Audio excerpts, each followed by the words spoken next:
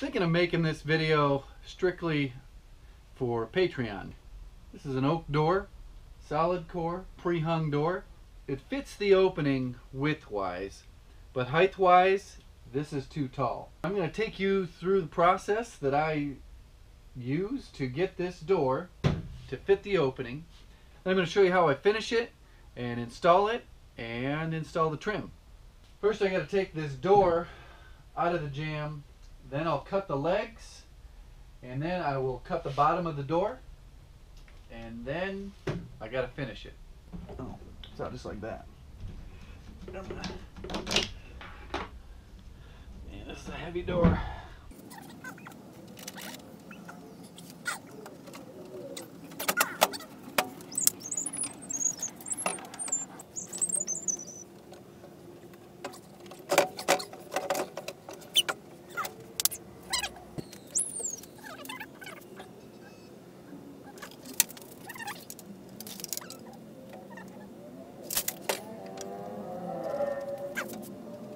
Got my line marked, and all I'm going to use is my cordless circular saw with a high tooth count. Just taking a look at the condition of the blade, and it needs to be replaced. You can see these teeth here. These two are missing the actual carbide tooth, so those won't do any cutting. This one, geez, that one's bent. I'm going to have to straighten that before I make this cut. It's okay if it's... Oh, geez, that's one missing. That's missing. That's missing. These are good. That one's missing. That one's missing. That one's just messed up. It was actually pretty easy just straightening it out with my Leatherman. Definitely going to get a new blade soon for this tool.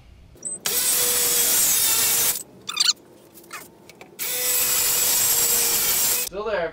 Now what I'll do is take a measurement from the hinge down.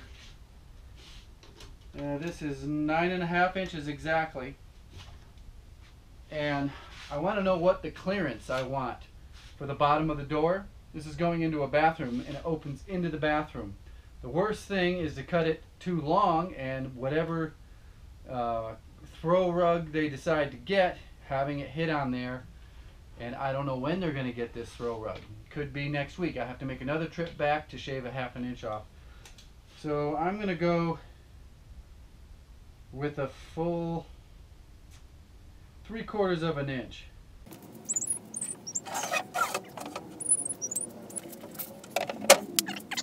Now, on this circular saw, I don't want the safety police to intervene in here on Patreon, so just in case I pull the battery.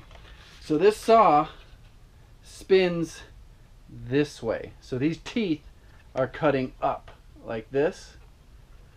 And if there's going to be chip out is when you cut a wood and there's little splinters showing. So when you saw through it, the side that is contacting the guide here is going to get chip out. Much less chip out when you're using a high tooth count. A little more chip out when half of them are missing. But nonetheless, keep that in mind. I'm going to be finishing it, so everything will get sanded and smoothed out. But this is just an example of chip out and why it happens and where it's going to happen. Something you can do to completely prevent it is to put another piece of wood on top of it. So you saw through your sacrificial piece of wood and the wood that you're trying to cut.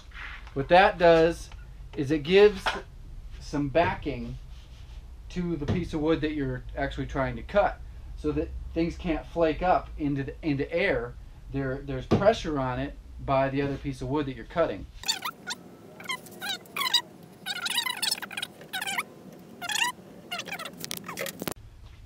If you have a track saw, this is where you would use it. This is a perfect situation to use your track saw.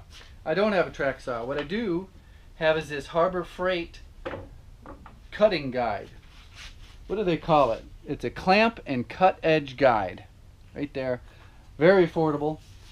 But you can't put this on the line and make your cut. So I want my cut to be on this side of the blade. So what I'm going to do is measure from this edge here, because this edge is going to go right up to the guide, to the tooth.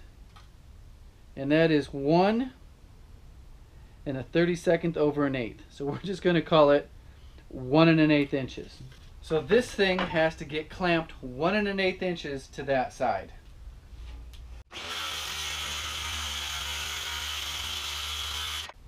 Here we go. Sanding is the next step. I'm going to start out with 120. I buy them in these big packages. After 120, it's going to get its first coat. That'll be kind of a seal coat. I used to purchase an actual sealer, but I found that it wasn't necessary. And what I do is I use a little bit thinner coat of the lacquer. That means it's just reduced more with lacquer thinner to actual lacquer. That coat there is going to raise the grain, and it's actually going to feel really rough. I'll sand that raised grain with 220.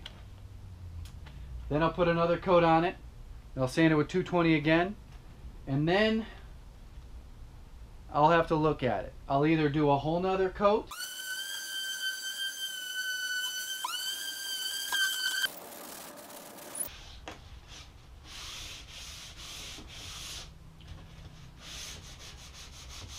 battery's running low, so it's still hot. I haven't opened the doors yet, but what I'm going to do is just take a temperature reading of the actual door.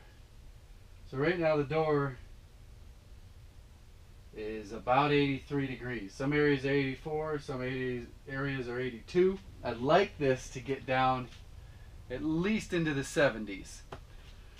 So I'm going to turn off all the lights, open up this door here, and I'm going to open up the other doors, all the lights off because I don't want bugs coming in here. I'll just keep coming out and checking until this gets down. I don't want it 79.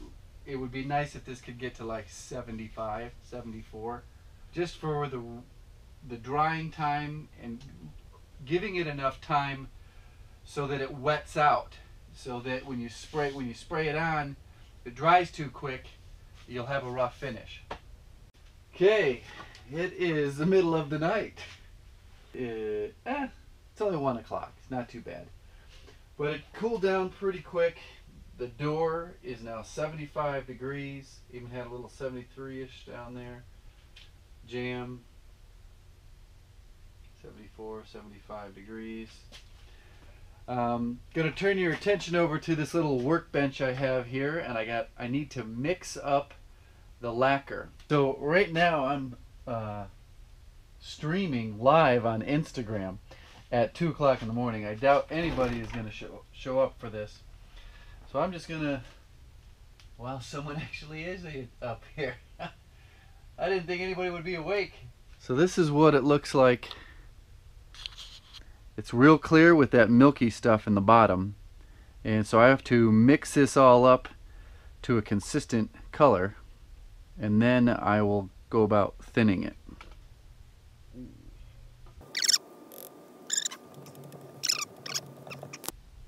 I don't ever want to come up short, so I'm going to put 24 ounces of lacquer in here. Perfect this method here.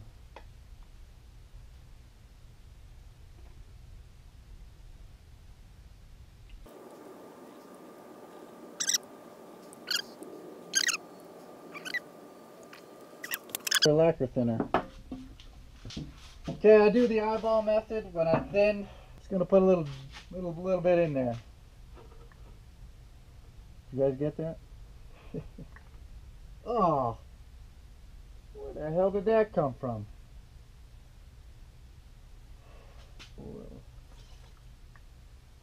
There we go.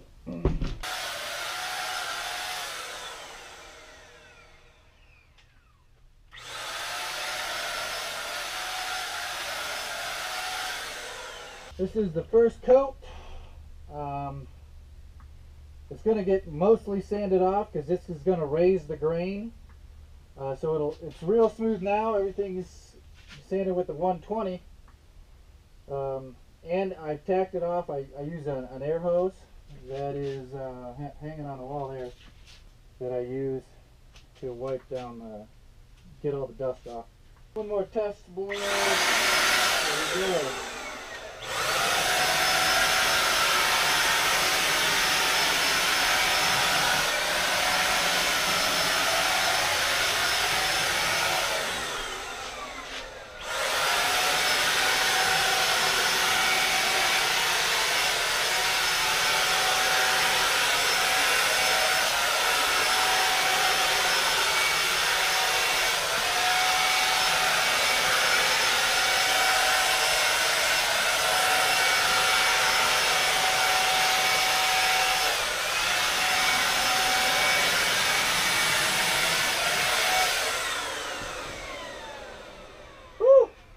Okay, I shut this off here.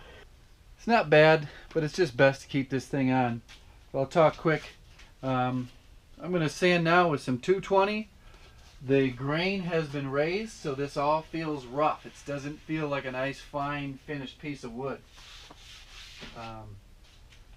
Sometimes, if I'm doing a lot more higher volume of doors, I'll get out an electric sander. I'll have it set up differently. But just for one door, I'm just putting the same sanding disc that I would put on my orbital sander on my sanding block, and I'm just going to hit it all up.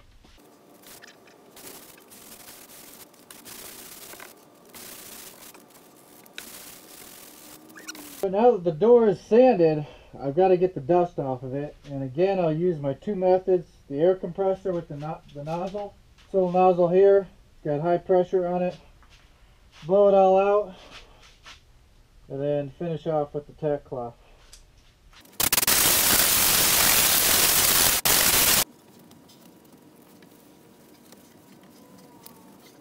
You probably can't see, but got my cardboard right here.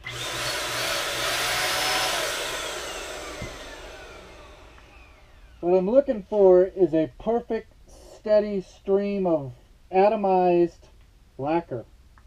No spurting or anything. If it's spurting, it's likely it got contaminated, because with this small tip it can't blow that out. It'll get stuck. So we got a good stream there.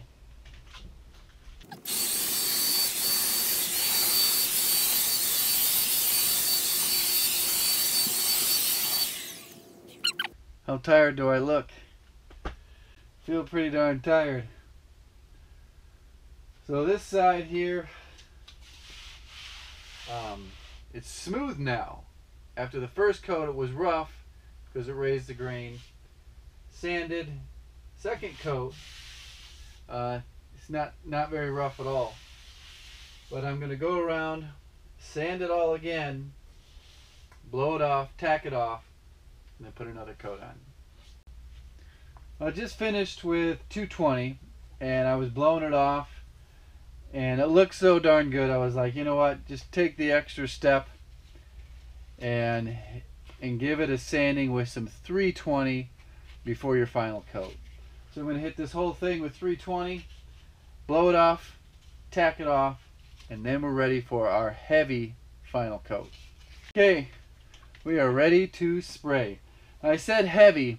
What's most important is the consistency. Since I'm not going to sand again, I want consistent